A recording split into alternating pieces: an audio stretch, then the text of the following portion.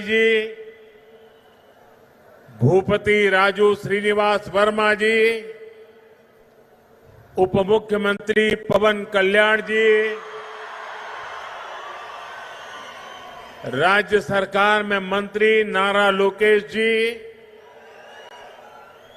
अन्य सभी मंत्रीगण, BJP state president PVN Madhav जी,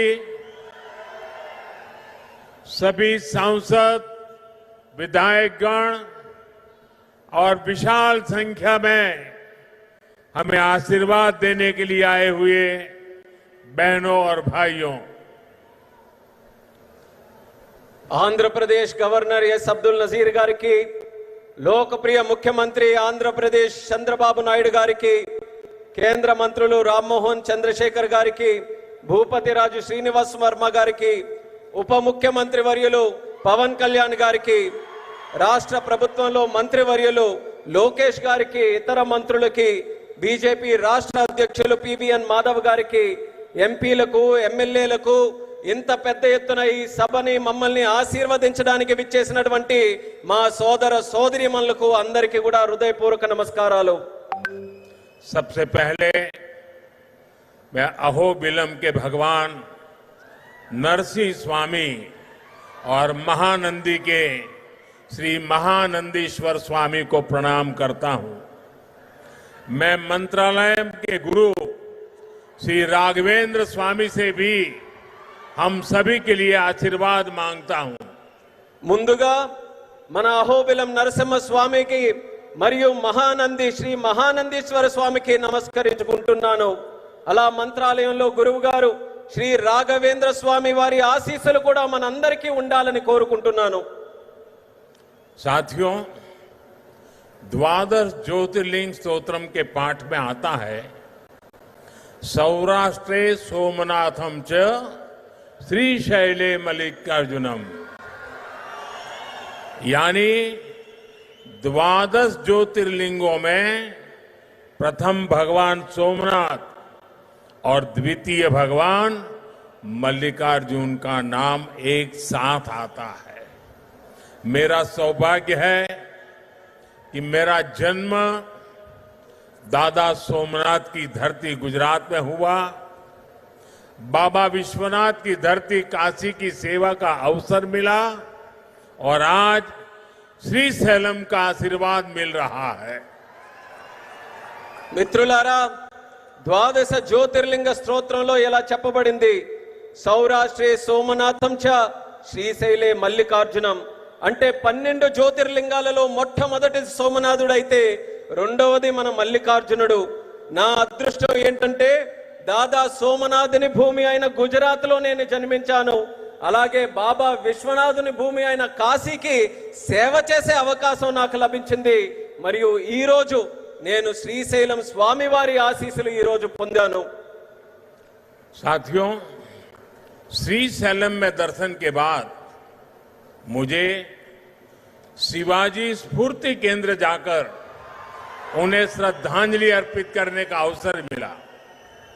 मैं इस मंच से भी छत्रपति शिवाजी महाराज को नमन करता हूं। మిత్రులారా, శ్రీశైలం దర్శనం తర్వాత ఛత్రపతి శివాజీ స్ఫూర్తి కేంద్రాన్ని సందర్శించుకొని ఆయనకు నా శ్రద్ధాంజలి అర్పించుకునే అవకాశం కూడా లభించింది। ఈ వేదిక నుంచి మరొకసారి ఛత్రపతి శివాజీ మహారాజ్కి కూడా నా నివాళులు అర్పించుకుంటున్నాను। मैं अल्लमा प्रभु और अक्क महादेवी जैसे शिव भक्तों को भी प्रणाम करता हूं। मैं श्री उయ్యాలవాడ नरसिम्हा रेड्डी गारू और हरि सर्वोत्तम राव जैसे महान स्वतंत्र सेनानियों को श्रद्धापूर्वक नमन करता हूं। అల్లమ్మ ప్రభు మరియు అక్క మహాదేవి వంటి గొప్ప శివభక్తులకి కూడా నేను నా నమస్కారాలు తెలియజేసుకుంటున్నాను। శ్రీ ఉయ్యాలవాడ నరసింహారెడ్డి గారు మరియు హరి సర్వోత్తమరావు గారు వంటి గొప్ప స్వాతంత్ర సమరయోధులకి కూడా నా శ్రద్ధాంజలి అర్పించుకుంటున్నాను। साथियों, हमारा आंध्र प्रदेश स्वाभिमान और संस्कृति की धरती है और साथ ही साइंस और इनोवेशन का सेंटर भी है। यहां असीमित संभावनाएं भी है और युवाओं का अनंत सामर्थ्य भी है। మిత్రులారా, మన ఆంధ్రప్రదేశ్ ఆత్మ గౌరవానికి మరియు సంస్కృతికి నిలయం. మరి ఇది సైన్స్ కు ఇన్నోవేషన్ కి కూడా ఒక కేంద్రం.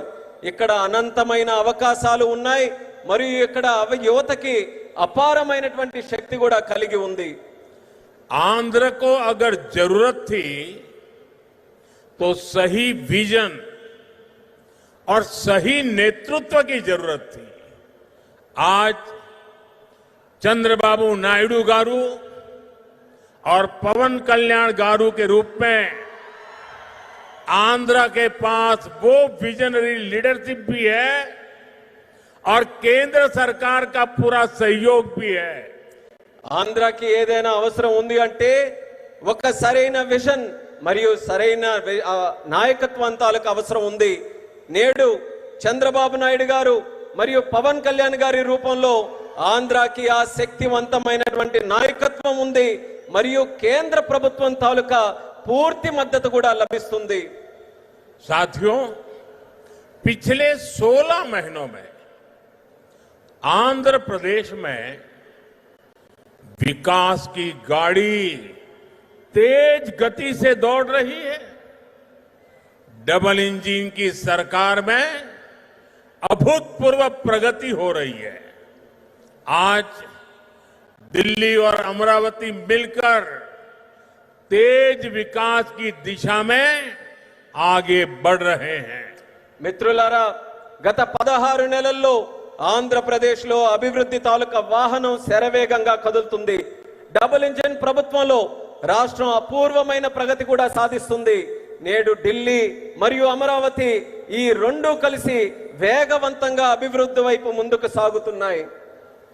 और जैसा चंद्रबाबू ने कहा, इस तेज गति को देख करके मैं कह सकता हूं कि 2047 में आजादी के जब 100 साल होंगे, विकसित भारत होके रहेगा. చంద్రబాబు గారు చెప్పినట్టు నేను చెప్పగలను. 2047 నాటికి ఎప్పుడైతే భారతదేశం 100 సంవత్సరాలు స్వాతంత్రం సంపాదించుకుని తయారవుతుందో ఆనాటికి ఖచ్చితంగా ఈ భారతదేశం వికసిత భారతదేశంగా తయారవుతుంది. अभी बाबू ने बहुत ही भावना के साथ अपने विचारों को व्यक्त किया, लेकिन मैं विश्वास से कहता हूं कि 21वीं सदी हिंदुस्तान की सदी होने वाली है. ఇప్పుడు 21वीं सदी 140 करोड़ हिंदुस्तानियों की सदी होने वाली है. ఇప్పుడు బాబు గారు ఎంతో ఆవేదనతో భావాలతో మాట్లాడారు. అదే రకంగా నేను కూడా చెప్పగలను, ఈ 21వ శతాబ్దం భారతదేశం తాలూకా శతాబ్దం.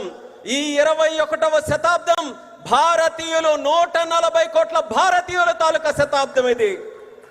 साथियों, आज भी यहां सड़क, बिजली, रेलवे, हाईवे और व्यापार से जुड़े कई प्रोजेक्ट्स का उद्घाटन और शिलान्यास किया गया है. ये प्रोजेक्ट्स राज्य में कनेक्टिविटी को मजबूत करेंगे, इंडस्ट्री को बढ़ावा देंगे और लोगों के जीवन को आसान बनाएंगे. మిత్రులారా, నేడు రోడ్లు, విద్యుత్ రంగం, రైల్వే, హైవేలు మరియు వాణిజ్యానికి సంబంధించిన అనేక ప్రాజెక్టులకి శంకుస్థాపన మరియు ప్రారంభోత్సవం చేసుకుంటున్నాం. ఈ ప్రాజెక్టుల వల్ల రాష్ట్రంలో కనెక్టివిటీ బలోపేతం అవుతుంది మరియు పరిశ్రమలకి ఊతమిస్తూ మరియు ప్రజల జీవితాన్ని కూడా సులభం చేసే అవకాశం కల్పిస్తుంది. इन परियोजनाओं से करनूल और आसपास के इलाकों को बहुत फायदा मिलेगा. मैं इन परियोजनाओं के लिए राज्य के सभी लोगों को बधाई देता हूं. ఈ ప్రాజెక్టుల వల్ల కర్నూలు మరియు పరిసర ప్రాంతాలకు ఎంతో ప్రయోజనం చేకూరుతుంది. ఈ ప్రాజెక్టుల కోసం రాష్ట్ర ప్రజలందరికీ కూడా మరొక్కసారి నా తాలూకా అభినందనలు తెలియజేసుకుంటున్నాను. साथियों, किसी भी देश और राज्य विकास के लिए एनर्जी सिक्योरिटी बहुत जरूरी है. आज यहां बिजली के क्षेत्र में अराउंड 3000 करोड़ रुपीस का ट्रांसमिशन प्रोजेक्ट शुरू हुआ है. इससे देश की एनर्जी कैपेसिटी और बढ़ेगी. మిత్రులారా, ఏ దేశమైనా రాష్ట్రమైనా అభివృద్ధి చెందాలనంటే ఇంధన భద్రత చాలా కీలకం. నేడు విద్యుత్ రంగంలో కూడా దాదాపు 3000 కోట్ల రూపాయలు విలువైన ట్రాన్స్మిషన్ ప్రాజెక్టులు కూడా మనం ప్రారంభించుకుంటున్నాం. దీని ద్వారా దేశం తాలూకా ఇంధన సామర్థ్యం కూడా మరింత పెరగబోతుంది. साथियों, तेज विकास के बीच हमें पुरानी स्थितियों को भी भूलना नहीं है. 11 साल पहले जब केंद्र में कांग्रेस